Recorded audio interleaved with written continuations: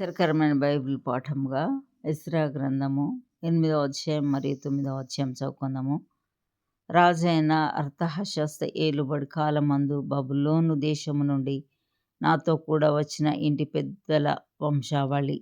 ఫినెహాసు వంశంలో గెర్షోమును, ఈతామారు వంశంలో దానియేలును, దావీదు వంశంలో హట్టూషును, హెకన్యా, పరోషుల వంశములలో జెకర్యాయు వంశావళికి 150 మంది పురుషులను లెక్కింపబడిరి. పహత్మోయాబు వంశంలో జెరహ్య కుమారుడైన ఎల్యోయేనయియు 200 మంది పురుషులను, షెకన్యా వంశంలో యహజీయేలు కుమారుడును 300 మంది పురుషులను, ఆదేను వంశంలో యోనాతాను కుమారుడైన ఎబెదును 70 మంది పురుషులను, ఏలాము వంశంలో అతల్య కుమారుడైన యెషయాయు 70 మంది పురుషులను, షెఫట్య వంశంలో మిఖాయేలు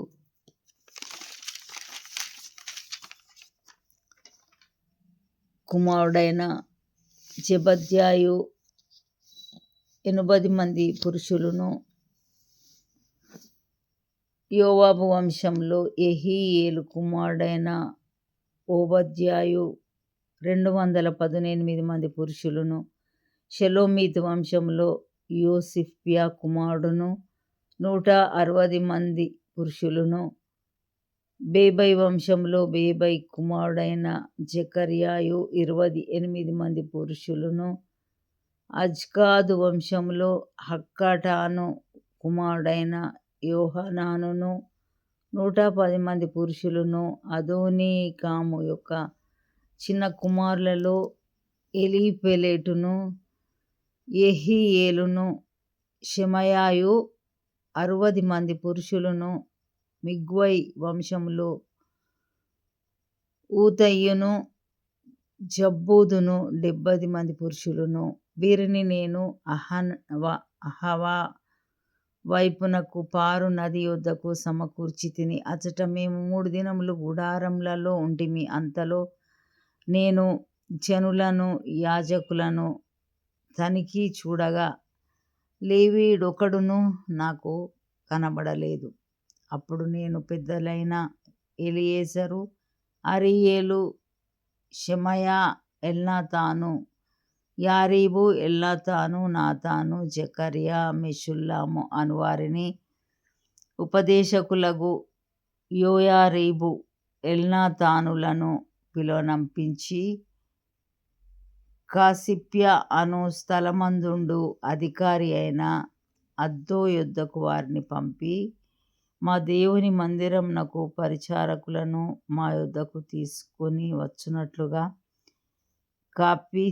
కాసిప్యా అను స్థలమందుండు ఇద్దోతోనూ అతని బంధువులైన నెతీనీయులతోనూ చెప్పవలసిన మాటలను వారికి తెలియచెప్పి తిని, మా దేవుని కరుణాహస్తము మాకు తోడుగా ఉన్నందున వారు ప్రజ్ఞావంతుడైన ఒకనిని షెరెబ్యాను, అతని కుమారులను, సహోదరులను 18 మందిని తోడుకొని వచ్చిరి. ఆ ప్రజ్ఞావంతుడు మహలి కుమారులలో ఒకడు. ఈ మహలి ఇశ్రాయేలునకు పుట్టిన లేవి వంశస్థుడు. హషబ్యాను అతనితో మెరారీయుడగు యెషయాను అతని బంధువులను వారి కుమారులునైన 20 మంది వారు తోడుకొని వచ్చిరి. మరియు లేవీయులు చేయవలసిన సేవలో తోడ్పడుటకై దావీదును అధిపతులను నిర్ణయించిన నెతీనీయులలో 220 మంది వచ్చిరి. వీరందరూ పేర్లు ఉదహరింపబడి నియమింపబడిన వారు. అప్పుడు దేవుని సన్నిధిని మమ్మును మేము దుఃఖపరచుకొని, మాకును మా చిన్న వారికిని మా ఆస్తికిని శుభ ప్రయాణము కలుగునట్లుగా ఆయనను వేడుకొనుటకు అహవా నది దగ్గర ఉపవాసముండుడని ప్రకటించితిని.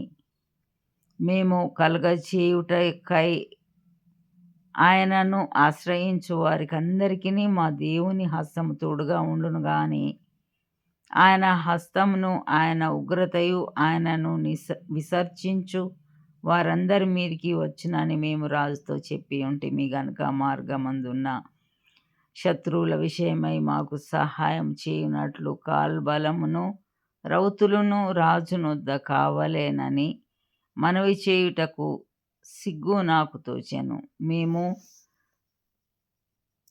ఉపవాసముండి ఆ సంగతిని బట్టి మా దేవుని వేడుకొనగా ఆయన మా మనవిని అంగీకరించెను గనుక నేను యాజకులలో నుండి ప్రధానులైన 12 మందిని అనగా షెరెబ్యాను హషబ్యాను వీరి బంధువులలో 10 మందిని ఏర్పరిచి మా దేవుని మందిరమును ప్రతిష్ఠించుట విషయంలో రాజును అతని మంత్రులను అధిపతులను అక్కడనున్న ఇశ్రాయేలీలందరూ ప్రతిష్ఠించిన వెండి బంగారములను ఉపకరణములను తూచి వారికి అప్పగించి తిని 1300 మనుగుల వెండిని 200 మనుగుల వెండి ఉపకరణములను 200 మనుగుల బంగారమును 7000 తులములు గల 20 బంగారపు గిన్నెలను బంగారమంతా వెలగల పరిశుద్ధమైన 2 రాగి పాత్రలను తూచి వారి చేతికి అప్పగించి, మీరు యెహోవాకు ప్రతిష్ఠింపబడిన వారు,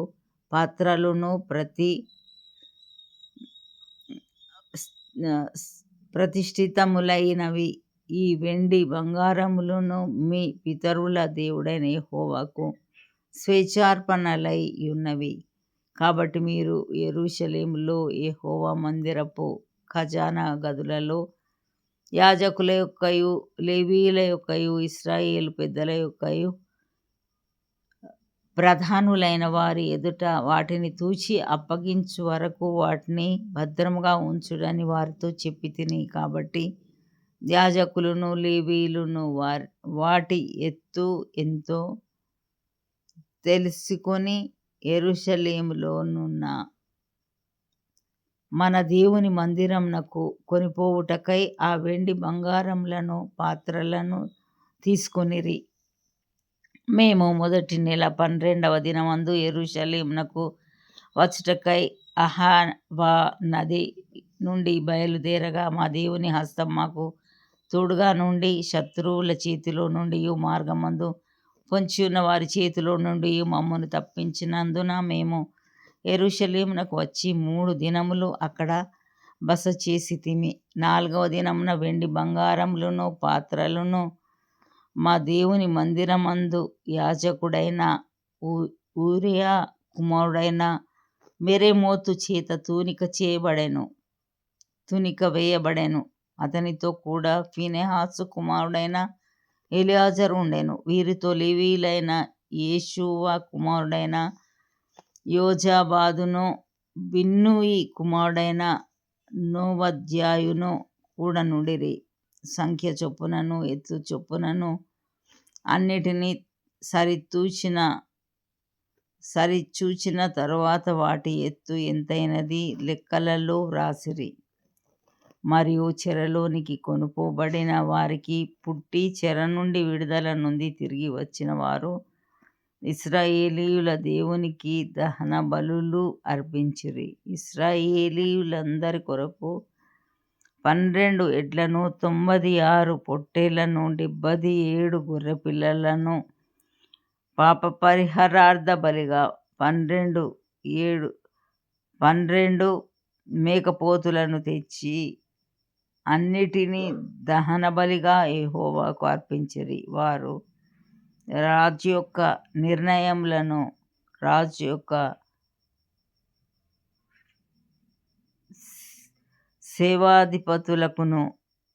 సేనాధిపతులకును నది యువతలనున్న అధికారులకును అప్పగించిన తర్వాత వీరు జనులకును దేవుని మందిరపు పనికిని సహాయము చేసిరి. 9వ అధ్యాయం. ఈ సంగతులు సమాప్తమైన తర్వాత పెద్దలు నా యొద్దకు వచ్చి ఇశ్రాయేలును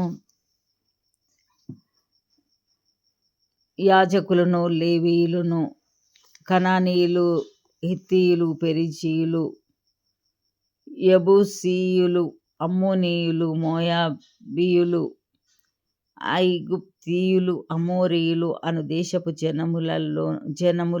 జనములలో నుండి తమ్మును తాము వేరుపరచుకొనక వారు చేయు అసహ్యమైన కార్యములను తామే చేయుచు వారి కుమార్తెలను పెళ్లి చేసుకొనుచు తమ కుమారులకును తీసుకొనుచు పరిశుద్ధ సంతతిగా ఉండవలసిన తాము ఆ దేశపు జనులతో కలిసి కొనిన వారైరి.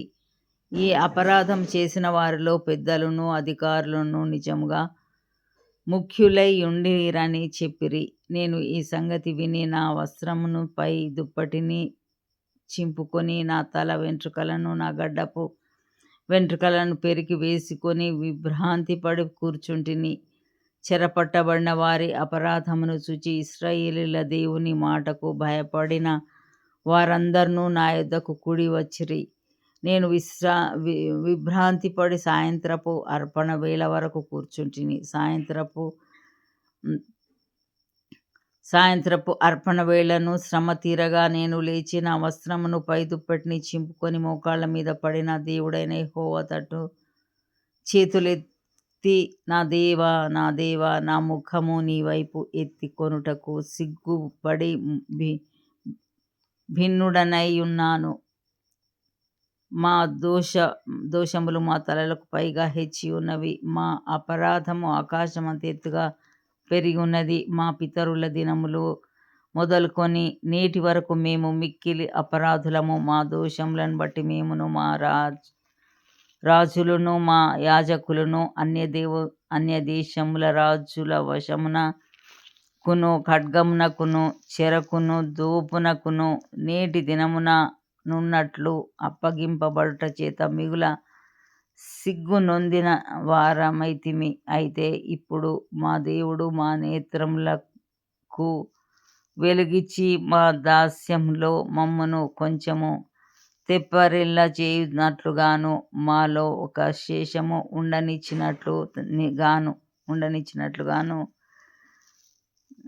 తన పరిశుద్ధ స్థలమందు మమ్మను స్థిరపరచునట్లుగాను మా దేవుడైన యెహోవా కొంత మట్టుకు మా ఎడల దయచూపి ఉన్నాడు. నిజంగా మేము దాసులమైతిమి. అయితే మా దేవుడవైన నీవు మా దాస్యంలో మమ్మను విడవక పారసీక దేశపు రాజుల ఎదుట మాకు దయ కనపరిచి మేము తెప్పరిల్లినట్లుగా మా దేవుని మందిరమును నిలిపి దాని పాడైన స్థలములను తిరిగి బాగు చేయుటకును యూదా దేశమందును యెరూషలేము పట్టణమందును మాకు ఒక ఆశ్రయం నిచ్చుటకును కృప చూపించితివి. మా దేవా, ఇంత కృప నొందిన తర్వాత మేమేమి చెప్పగలము?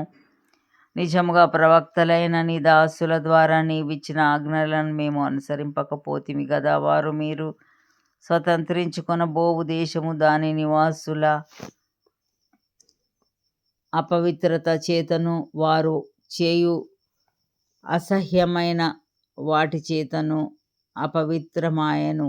వారు జరిగించిన అసహ్యమైన వాటి చేత ఆ దేశము నలుదిక్కుల నిండినదాయను. కాబట్టి మీరు మీ కుమార్తెలను వారి కుమారులకు ఇయ్యకుడి, వారి కుమార్తెలను మీ కుమారుల కొరకు పుచ్చుకొనకుడి. మరియు వారి క్షేమ భాగ్యములు కలగవలెనని మీరు ఎన్నటికిని కోరకుండిన ఎడల మీరు బలముగా నుండి ఆ దేశం యొక్క ముఖము అనుభవించి మీ పిల్లలకు నిత్య స్వాస్థ్యంగా దానిని అప్పగించెదరని చెప్పిరి. అయితే మా దుష్క్రియలను బట్టియు మా గొప్ప అపరాధములను బట్టియు ఈ శ్రమలన్నీయు మా మీదికి వచ్చిన తరువాత మా దేవుడవైన నీవు మా దోషములకు రావాల్సిన శిక్షలో కొంచెమే మా మీద ఉంచి మాకు ఈ విధముగా విడుదల కలుగచేయగా మేము నీ ఆజ్ఞలను మీరి ఈ అసహ్య కార్యములను జరిగించిన జనులతో సంబంధములు చేసుకొనిన ఎడల మేము నాశనమగు వరకు శేషమైనను లేకుండునట్లును తప్పించుకొనుటకు సాధనమైనను లేకుండునట్లును నీవు కోపపడుదువు గదా. యెహోవా ఇశ్రాయేలీయుల దేవా, నీవు నీతిమంతుడివై ఉన్నావు. అందువలననే నేటి దినమున ఉన్నట్లుగా మేము శేషించి నిలుచుచున్నాము. చిత్తగించుము. మేము నీ సన్నిధిని అపరాధులము గనుక నీ సన్నిధిని నిలుచుటకు అర్హులము కామని ప్రార్థన చేసి తిని. ఇంతటితో ఇది కొరకైన బైబిల్ పాఠము సరే.